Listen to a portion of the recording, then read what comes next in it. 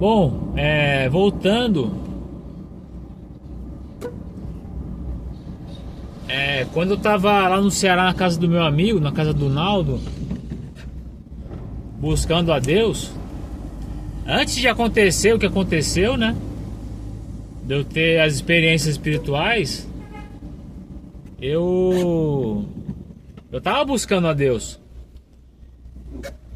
né? Eventualmente eu tava indo lá, eu ia lá pra praia à noite, pegava uma trilha, subia num morro lá e ficava adorando a Deus, levava o celular e colocava um louvor e ficava adorando a Deus no meio da noite, cara. Adorando a Deus, orando, falando com Deus, rasgando o coração mesmo, né? Abrindo o coração, falando, né? Pedindo as coisas a Deus de oração, colocando diante de Deus a minha vida. E aconteceu o que aconteceu depois, né?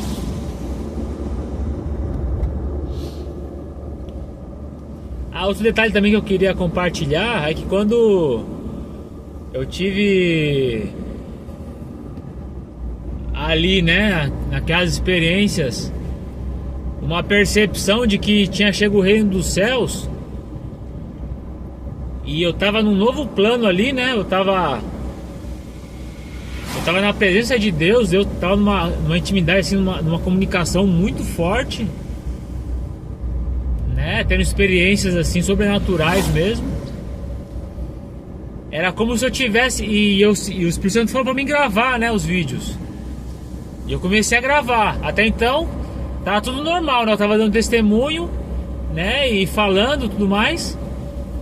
Sem contar a parte dos vídeos que eu dei uma pirada, né? Muita gente viu esses vídeos, né? Talvez você tá vendo esse vídeo agora, pode ter visto e pode lembrar e saber o que eu tô falando, né? Eu sei que acho que dois primos meus procuraram meu pai, o Conrado e o Gabriel, perguntaram, por exemplo, meu pai me falou, perguntaram pra ele se eu tava bem, né? Provavelmente eles devem ter visto algum vídeo. E aí da Alina também, uma moça que foi ex-namorada do meu pai, a gente se encontrou e a gente acabou ficando amigo. E ela viu alguns vídeos, né? Ela falou, meu, você tava pirado, cara, você tava, né, fora da casinha.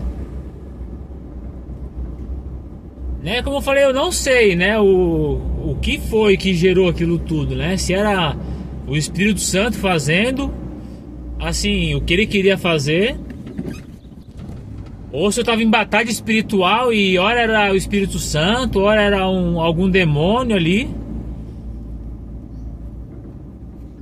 vinculado ao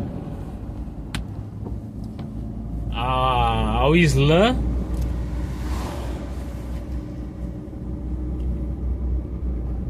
né? Como eu falei que eu tava estudando o Alcorão e teve um dia que eu tive uma presença muito forte lá, espiritual. E quando eu tava tendo os êxtases, né, e um monte de revelação lá, doida, tinha muita coisa vinculada ao islamismo, cara.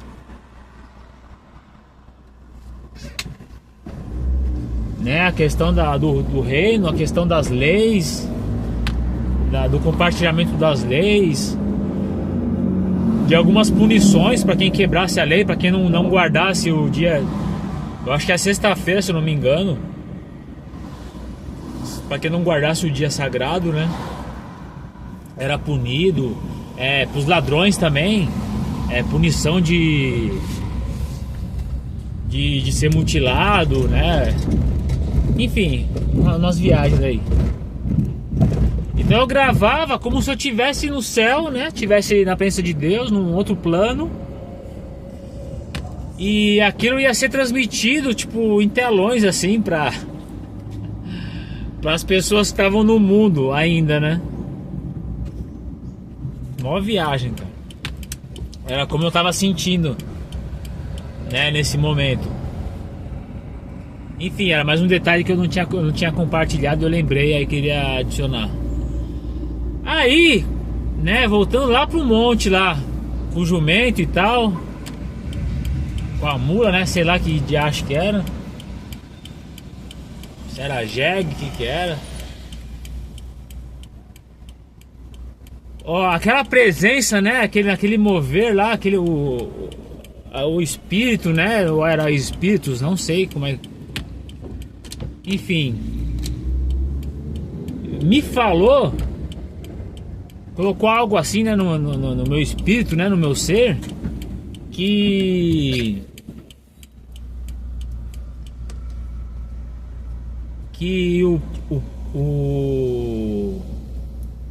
o pai da minha ex-namorada, eu tava namorando lá uma moça lá no Ceará. E o pai dela era tipo um pastor, era um pregador, né? Missionário. E ele fazia as reuniões na comunidade ali, nas praias vizinhas, todo dia.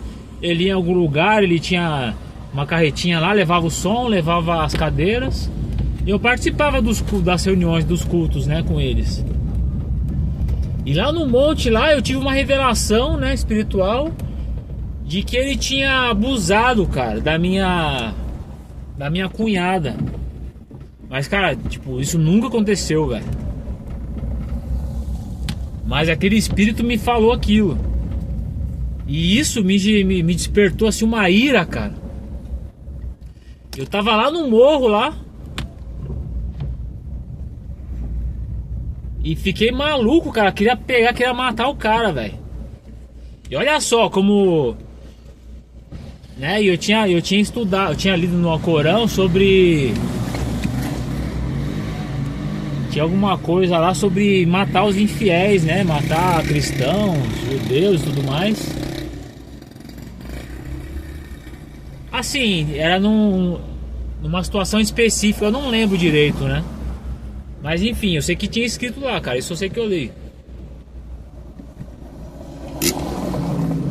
E o cara é um líder religioso cristão, né? Ou seja, eu tava no mover lá de um demônio do Islã, muçulmano, sei lá que diacho que era aquele Satanás lá. E eu corri, cara, eu saí correndo lá do alto do morro lá pra ir pra casa dele, pra pegar ele, velho. Cara, eu corri, cara, não me cansava. Cheguei lá na casa dele, pulei o muro. Cara, eu arranquei a roupa, velho, dentro da casa do cara. Com a mulher dele lá, com as filhas dele. E comecei a gritar lá com todo mundo, com ele. Na hora que eu vi ele, cara, deu um murro na cara dele. Abriu aqui, ó. Né, sangrou, começou a sangrar. E ele correu, se escondeu, fechou a porta, eu arrombei a porta, queria pegar ele de qualquer jeito, cara. Não tava possuído, velho. Tava só o Satanás, só querendo matar Jesus, velho.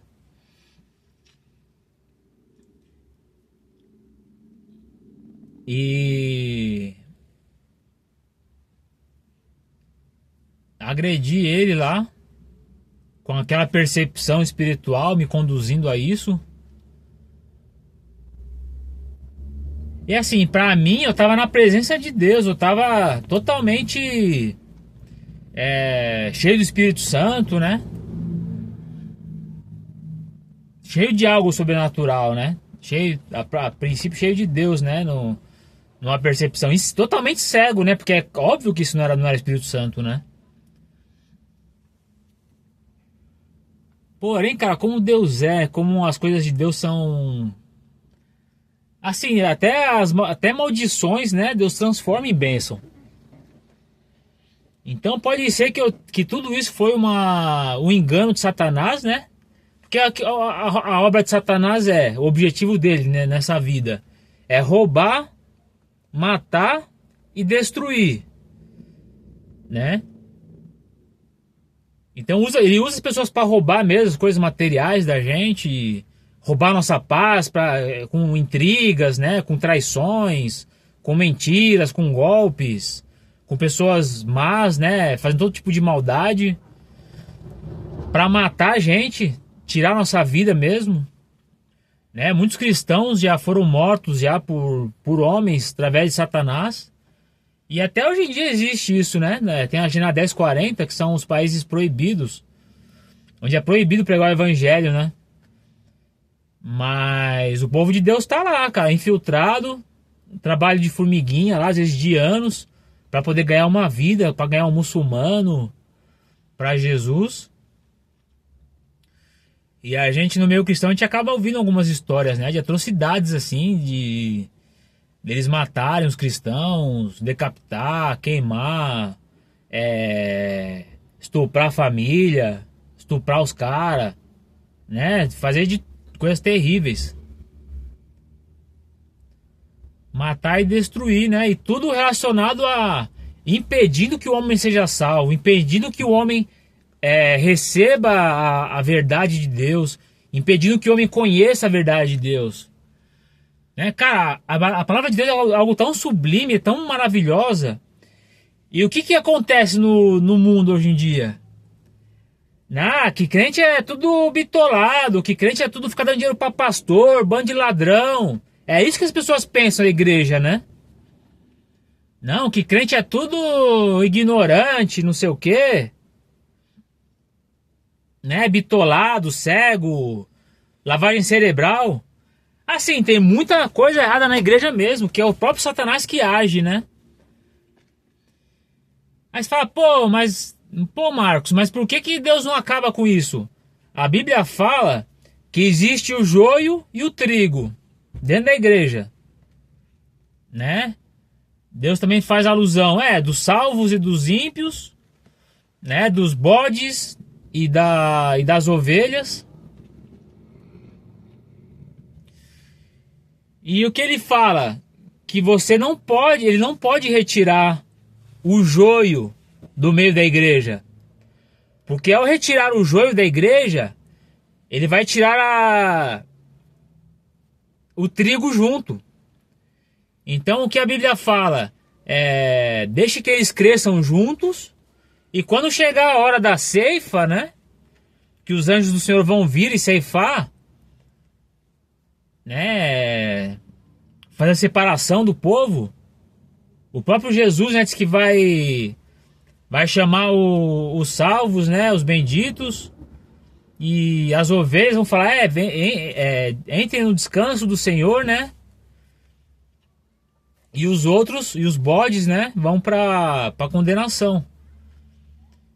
Então, isso não vai acontecer. Eles vão crescer juntos dentro da igreja, mesmo grandes líderes, grandes influenciadores. Que nem se pega um cara desse, eu não vou citar nomes, né? Mas não precisa nem falar. Tem muitos, né? Pega uns caras desses aí que todo mundo já ouviu falar uma história, já viu alguma coisa, né? Viu vídeos, viu na TV e tudo mais. Cara, esses caras, por mais corruptos que sejam, não é eles que vão salvar o povo, não é a igreja deles que está salvando, é a palavra de Deus que está salvando. E o povo vai porque eles estão aprendendo de Deus, né? Não importa o meio ali que está transmitindo, o que importa é o que está sendo transmitido. O que é transmitido nessas igrejas, nesses templos, né? Ou em religiões aí diversas. Por mais que os líderes sejam corrompidos, ou que esses sistemas religiosos sejam corrompidos, a palavra de Deus não, ela é boa, perfeita e agradável. Então é a palavra de Deus que transforma o homem, né? É o sangue do Cordeiro que purifica, que justifica. É Jesus que está salvando essas pessoas. Então essas pessoas estão sendo salvas, elas estão sendo transformadas, elas estão se conectando com Deus, estão recebendo de Deus, e por isso que elas continuam, né? E muitas vezes desses caras eles pedem, né? Muitas vezes a tal da teologia da prosperidade. Eles pedem muita grana, não que se você der a sua casa, seu carro, Deus vai te dar um monte de vezes. E isso é verdade, isso, a Bíblia fala isso. É claro que Jesus ou Deus nunca colocaria isso da forma que é colocada. Porém, o que Deus conta ali é o coração das pessoas, né? E E a atitude deles, que eles tomam, é para com Deus, não é para com a igreja ou para com o líder religioso. Por mais que os líderes ali estão pedindo, né, meio que praticamente saqueando o povo, as pessoas estão ofertando a Deus, estão dando para Deus, não estão dando para homens, nem para igrejas, né, nem para instituições ou para religiões. O dízimo, eu vou até abrir aqui. Muita gente acha que é errado dar o dízimo, né? Há controvérsias no meio cristão, eu já ouvi isso, de que o dízimo já não é mais válido, não sei o que, enfim. Pra mim não faz sentido isso, no meu entendimento. O dízimo é bíblico e ele ainda é válido, né? Como é que a obra de Deus vai funcionar? Igrejas vão funcionar se não tiver um recurso entrando ali para manutenção, para sustentação da obra, né? Porque você precisa alugar um local, você precisa de equipamentos, né? Equipamento de som, de vídeo, você precisa de cadeiras, né? Você precisa ter um banheiro, enfim.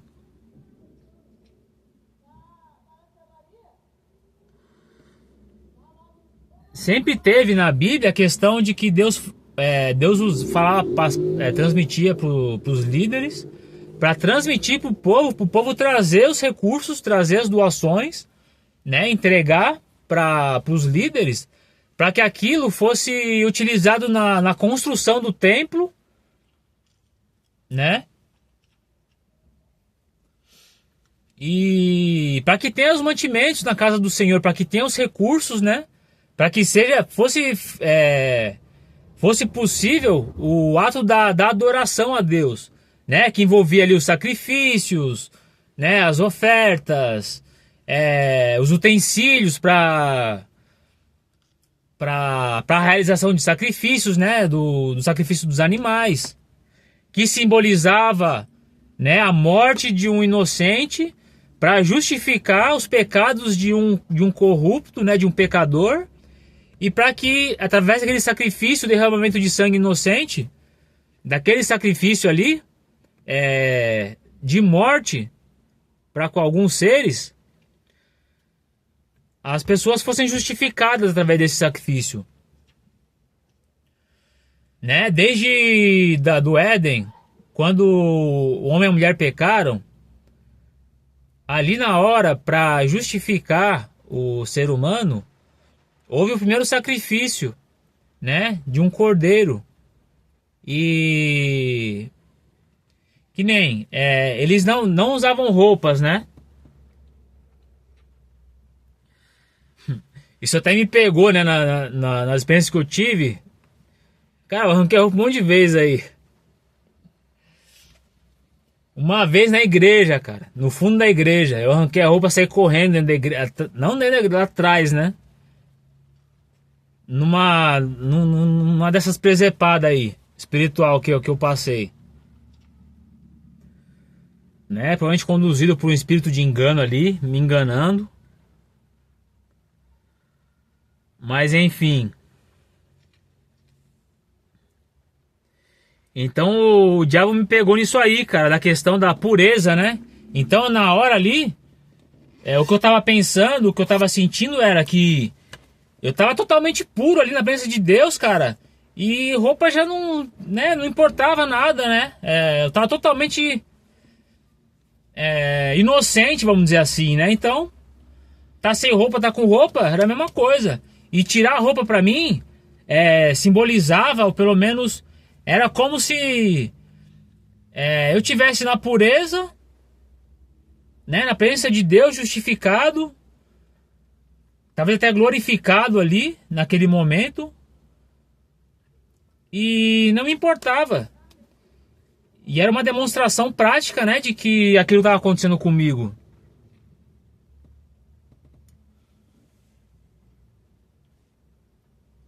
Então, nossa, eu começo a misturar as coisas. Às vezes vem insights assim e eu acabo mudando de assunto, mas Que Deus me ajude aqui, guarde minha mente para que o Espírito Santo me conduza, né? E eu consiga transmitir aqui a mensagem. Enfim, voltando aqui pro dízimo. Aqui, ó, que Deus fala em Malaquias 3. Começar aqui do 6. Eu sou o Senhor e não mudo. Por isso vocês, descendentes de Jacó, ainda não foram destruídos. Então Deus é fiel com o seu povo, né? Mesmo o seu povo sendo infiel e merecendo a destruição, ele está falando aqui que ele não muda, né? O seu caráter é imutável. E por isso que ele não tinha destruído o povo, né? O povo estava corrompido no momento.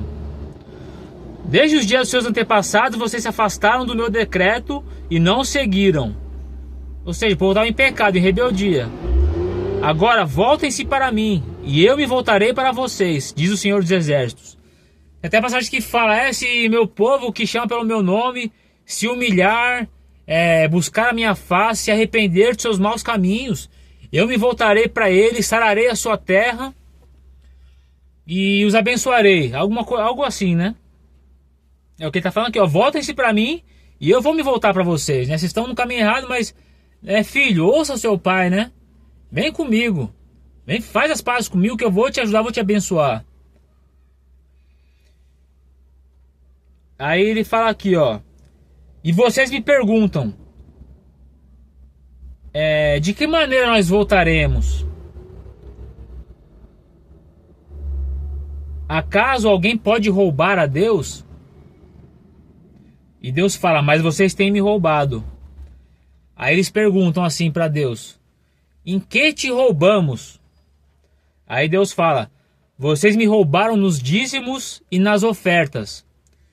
Então a Bíblia fala que os dízimos, eles são, pertencem a Deus. 10% do que a gente ganha pertence a Deus. Nós, como filhos de Deus, 10% que a gente ganha não é nosso, é de Deus. E a gente devolve, a gente entrega para Deus, né? No altar de Deus, na igreja de Deus, na obra de Deus, enfim. A princípio o dízimo é para o templo, né? Para que haja mantimento e recurso no templo, seja aplicado nisso. Então aqui, ó, vocês me roubaram nos dízimos e nas ofertas. Estão sob maldição, pois a nação inteira tem me roubado. Tragam todos os seus dízimos aos depósitos do templo, para que haja provisão em minha casa. Se o fizerem, diz o Senhor dos Exércitos, abrirei as janelas do céu para vocês. Derramarei tantas bênçãos que não haverá espaço para guardá-las. Sim, ponham-me à prova. Suas colheitas serão fartas, pois as protegerei das pragas. Suas uvas não cairão das videiras antes de amadurecerem, diz o Senhor dos Exércitos. Então todas as nações os chamarão de abençoados, pois sua terra será cheia de alegria, diz o Senhor dos Exércitos.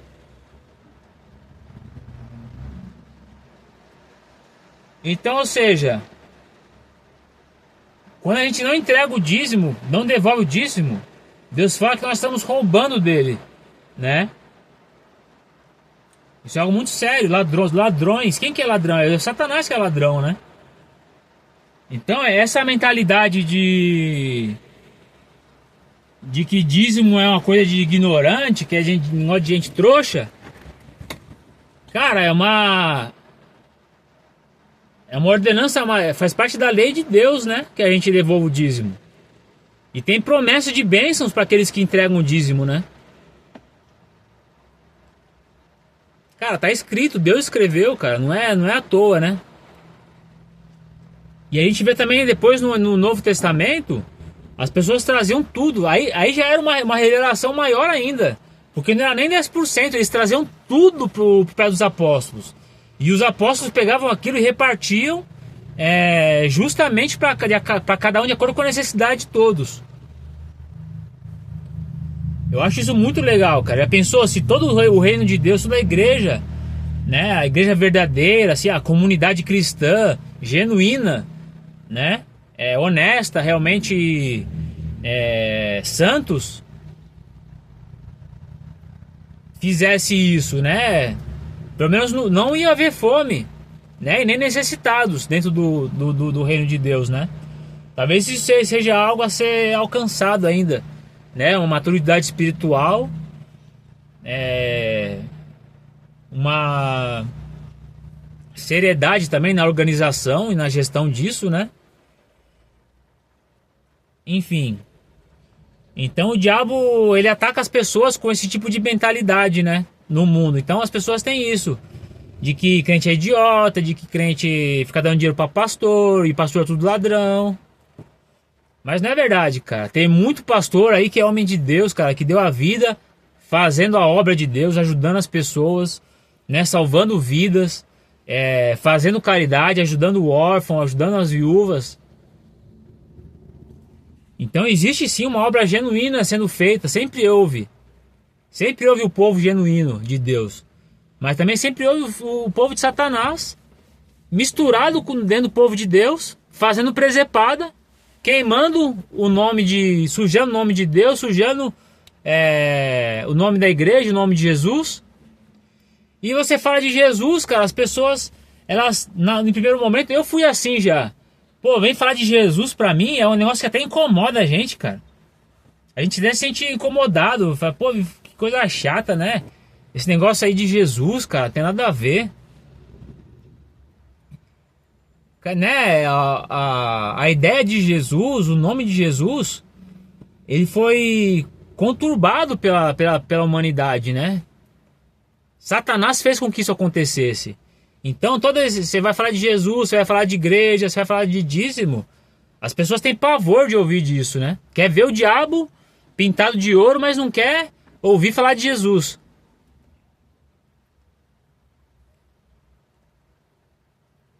Então, é triste nessa situação. Cara, Jesus é Deus, cara, é nosso Deus. E veio e nos amou, cara, ele deu a vida. Ele morreu no nosso lugar, cara. Ele veio para nos salvar.